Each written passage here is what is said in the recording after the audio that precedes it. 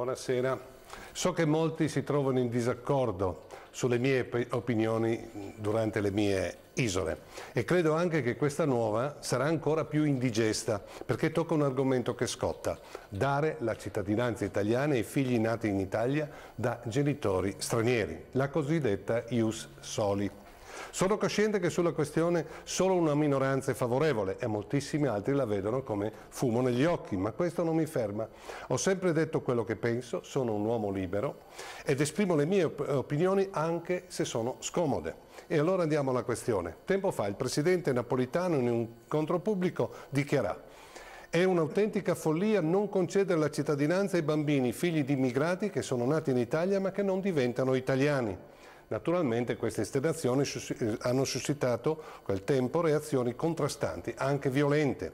Napolitano ha poi sottolineato che i nati in Italia da genitori stranieri sono oltre 500.000 e sono quasi 1 milione i minorenni, sempre stranieri residenti in Italia, di cui 700.000 educati nelle nostre scuole ma privi di cittadinanza e quindi senza diritti e doveri riconosciuti. Sono numeri importanti che la politica ha il dovere di risolvere. Abbiamo dei ragazzi nati e cresciuti nel nostro paese che parlano i nostri dialetti, che studiano nelle nostre scuole, che conoscono le nostre tradizioni, cresciuti assieme ai nostri figli, insomma ragazzi italiani a tutti gli effetti, ma per le nostre leggi non lo sono e restano figli di paesi stranieri che non conoscono e che magari non hanno mai visitato. È una situazione senza senso che deve essere risolta e non per un fatto solamente di civiltà.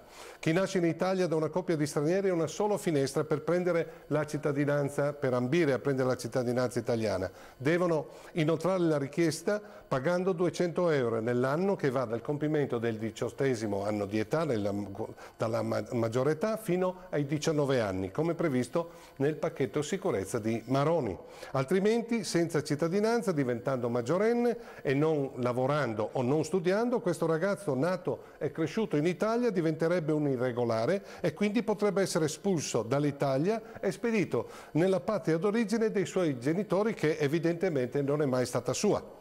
Nella legge Maroni c'è poi una clausola incredibile: questi giovani figli di immigrati stranieri devono risiedere ininterrottamente in Italia e poterlo dimostrare con la frequenza scolastica, perché basta aver fatto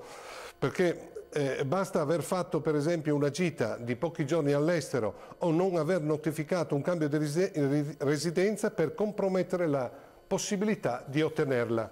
Il giovane nato in Italia da genitori stranieri, secondo la legge italiana, per poter aspirare a diventare cittadino italiano prima della maggiore età non deve mai uscire dal paese. Mentre ad esempio in Francia i figli di genitori stranieri al raggiungimento della maggiore età diventano automaticamente francesi se a tale data è residente nel paese e se lo è stato per un periodo non necessariamente continuativo di 5 anni a partire dall'età di 11. Certo, nel nostro paese da diversi anni si respira un'aria malsana. La Lega ha sparso a piene mani il veleno della xenofobia e del razzismo. Sono diventate icone anti-immigrazione personaggi come la giornalista e scrittrice Oriana Fallaci, che da giovane era stata una paladina della cultura della libertà e che in età avanzata ha dichiarato una sua guerra personale contro gli immigrati, in special modo musulmani, riuscendo a dire, dopo che fu ventilata l'idea di costruire una moschea a Firenze: se sarò ancora viva andrò dai miei amici di Carrara. Lì sono tutti anarchici, con loro prendo gli esplosivi e faccio saltare in aria la moschea. E ora ci si mette pure Beppe Grillo, che nel suo blog scrive: la cittadinanza a chi nasce in Italia, anche se i genitori non ne dispongono, è senza un senso. Continuando poi con altre farneticazioni. Insomma, la ius soli usata come un manganello. Come fa la Lega Nord, che da sempre cavalca la paura per il diverso, per l'immigrato, come valvola di sfogo per nascondere il suo totale fallimento politico di questi ultimi 20 anni. Arrivederci a mercoledì prossimo.